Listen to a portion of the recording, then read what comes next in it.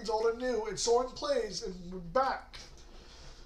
Before we get into today's video, there won't be a face cam because I'm feeling under the weather. I evacuated due to the storm, and while I was away I was sick. I just wanted to thank everyone who messaged me on Discord, making sure I was safe and everything. I appreciate you guys, just how much you care, and I respect and appreciate every one of you.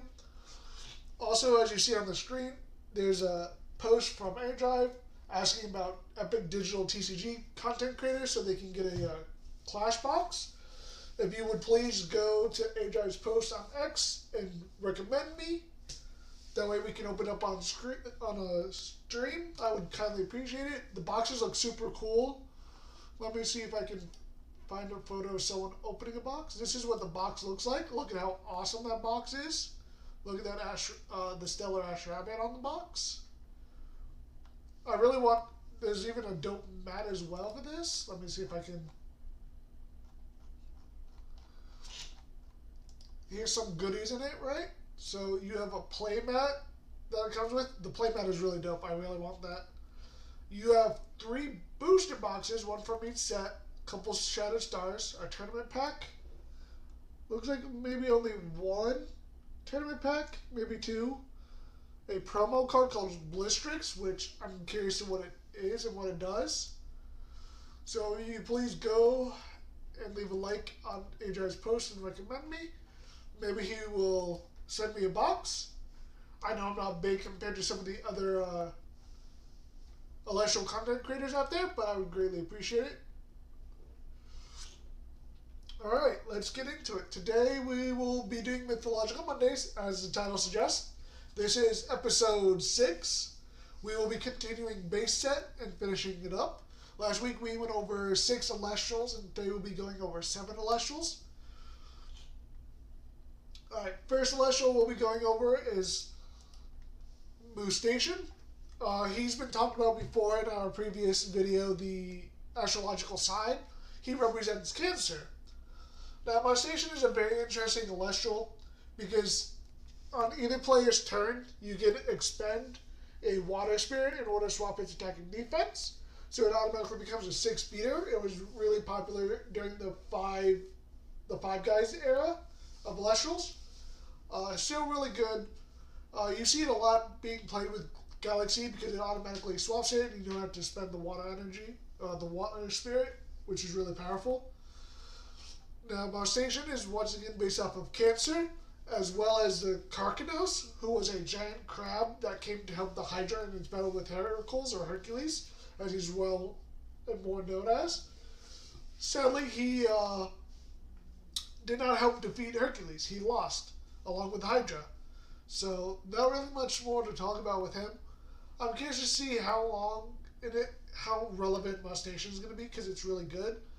But I think I've seen a decline in Galaxy being used, but that was before the meta shifted after the recent ban in Limitless. So maybe it'll come back into play with a lot of water, especially with Eddie, Drakkid, and Drakking. Next is Sonicor. Now, Sonicor is a 2-cost Celestial that can't be chained with counter runes when it's summoned. So no PTA, no Gorgons when it's played. It's a double-edged sword though, because when it's in attack position, players cannot cast counter runes. So you have to make sure your board is set up to where counter runes or regular runes can't mess you up. Not much more to be said about that. So when Sonicor, its naming convention is Sonic and Core as in Manticore, so it's Sonic Manticore. For those who don't know what a Manticore is, it's a legendary creature from ancient Persian mythology. It has the head of a human, the body of a lion, and the tail of a scorpion, or a tail covered in venomous spines. It's very similar to a Sphinx, for the most part, except for the tail and the scorpion. So, in Dante's Inferno, Dante depicted Geryon, who was a son of Chrysaor, which will be talked about later in this video. Also the grandson of Medusa as a Manticore, instead of his well-known description as a giant with multiple heads. In case you recall from the previous video, Geryon is the owner of Cerberus and Orthos, if I remember saying it right. So for some reason he depicted him as a manticore instead. There really isn't many Greek myths involving a manticore itself. But I think it also said that, excuse me, that a manticore was mistaken for a type of tiger. So that's where some of the confusion lied between them. So I'm curious to see what exactly that entailed and why a manticore was confused, a tiger was confused as a manticore. But who knows? Mythology is weird. Next, we have Lycavolt, the werewolf. Lycavolt is another 2-cost Celestial that when it destroys an Celestial in battle, you can look at an opponent's hand and discard a card from it. So this was another card that was similar to Spark and Silver Spark. It was just on summon. This has to like destroy an Celestial first. This doesn't receive a lot of play, but I'm curious to see if it'll start receiving more play just because of its hand rep effect.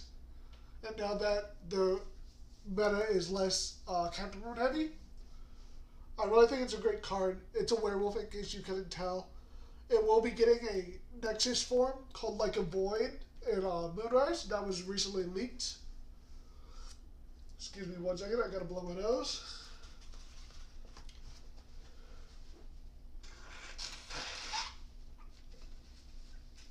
I would have waited to do this video, but I didn't really want to miss upload for you guys because of how much support you have for me. So werewolves have popped up in mythology before. Not a lot of Greek mythology involved werewolves themselves. However, for werewolves, for this sake, we will be focusing on King Lycaon, who was the king of Arcadia. In case you didn't know who Lycaon was, he was the king of Arcadia. He allegedly murdered his son and fed him to Zeus to see if he would recognize human flesh when he ate it. Zeus found out about this in anger, turned Lycaon into a wolf, so made it into a wolf, hence werewolf, and then killed the rest of his offspring in revenge for Lycaon. Lycaon also had a cult of Zeus, or Lycaon, and that's supposedly where the first pack of werewolves have come from. I thought it was an interesting myth. I think Percy Jackson has delved into that mythology side of things, where Lycaon and his children and offspring were the first pack. I don't recall. It's been a while since I read Percy Jackson. Let me know in the comments. Next, we have Voltempest. This was recently confirmed by A-Drive that he's a griffin. So Voltempest is a 3-drop Celestial based on the griffin, as I just said. A griffin is a legendary creature with the body, tail, and back legs of a lion, and the head and wings of an eagle, with its talons on its front legs. There are no myths associated with griffins, but they often pulled the chariots of Apollo and Nemesis and protected Zeus. Hence why it's a thunder celestial with a little bit of wind.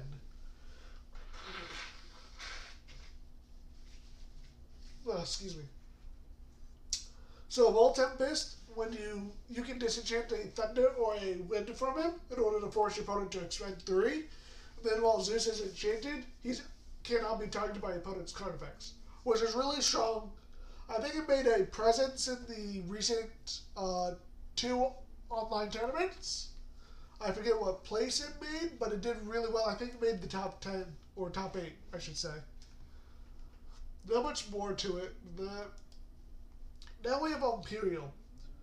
So, Imperial is another 3-cost Celestial. It's +1 for every thunder in your spirit deck. And you can expend 1 in order to target a destroyed card, which is really strong. I don't think this received a lot of play yet, but it should start. Excuse me. So swans feature strongly in mythology throughout the various mythologies. We're obviously going to focus on the Greek mythology. So in Greek mythology, the story of Leda and the Swan, which I'm pretty sure I talked about in the mythology video, just a little bit when I was talking about Imperial. So in that, the story of Leda was that Zeus seduced, let's just go with that version, seduced the queen of Sparta, Leda, and that conceived the Helen of Troy, which is really cool. And then you have the whole swan song, which is the mute swan, which when a swan dies, it makes noise, which is a swan song. Next, we have Glidesdale. who, if you don't know, is based on a Pegasus, as well as sort of a unicorn. Glidesdale is an interesting 2-cost Celestial, where you can expend a wind in order to gain +5 attack into the end phase, which is really strong and gets over a lot of things. And then while he's empowered by Aramare, his first Ascend form, he can attack twice. Really powerful. I don't think there's any other Elestrals with that kind of effect right now. I know Rhino Sect has something similar, but not where it can attack twice. It just bounces. So, a Pegasus is a winged horse in Greek mythology. It's usually depicted as a white stallion. It was sired by Poseidon, who is the horse god or patron. So he's also the son of the Gorgon Medusa. Pegasus was also the brother of Chrysor. Yes, Chrysor is his brother, which I'll get into in a second. They were both born from Medusa's blood when their mother was decapitated by Perseus. So we'll get into his brother Chrysor. Very fitting name. At first I didn't realize there was a correlation. But there is, just the name just hits. So Chrysor is the brother of Pegasus, hence the wings. Pigs fly. I don't know why they picked a pig, maybe because of the saying pigs when pigs fly. Or what else would you do as a brother of a horse? A flying zebra? But I don't know, it's kind of cool. So Chrysor can attack your opponent's spirit deck directly. When the Chrysor deals damage to an opponent, you can return up to 2 wind from your underworld to your spirit deck. Really powerful. I don't think this has seen a lot of play. I know its first form, Soren, has received a lot of play due to its swapping positions by expending. I would really love to see Chrysor use some more. Chrysor is also the father of Geryon, who I mentioned earlier in this video, who's the owner of Cerberus and Orthus. I think it's very interesting for Chrysor because there aren't many Elestrals that can attack directly without the help of artifacts or other cards. Honestly, I don't think I can name one off the top of my head. I know with like the Bow of Apollo, you can have Ruminous attack and return spirits, or send top cards in your deck, stuff like that. But that's it. Actually, that's it for base set. I'm sorry this video is kind of a little scuffed, you know, with me being sick and everything. But I appreciate you guys. It's only a 12-minute video. It's shorter than normal. I really appreciate you guys stopping by. Make sure you leave your liking comments down below. Question of the day is, what was your favorite Elestral we talked about in base set? And what are you looking for in the next set, which will be Frostfall? I'm curious to see what everyone is ready to see. I'm interested to see what lore I can dig up for some of the Frostfall Elestrals. We should be back next week for another episode of Mythological Mondays. I'm going to try to stream this week. Hopefully I get over this cold so I don't sound so hideous. I want to thank you guys once again for stopping by, watching the video. I appreciate it. Also, you guys asking how the storm and everything went. I appreciate you making sure it was okay. I didn't say this earlier, but I had no damage to the house or anything, just a lot of limbs. Thank the Lord. Could have been really bad, but it swerved out of Tampa's path. And then that's it. This is SorenPlays signing off. Thank you for stopping by. Bye.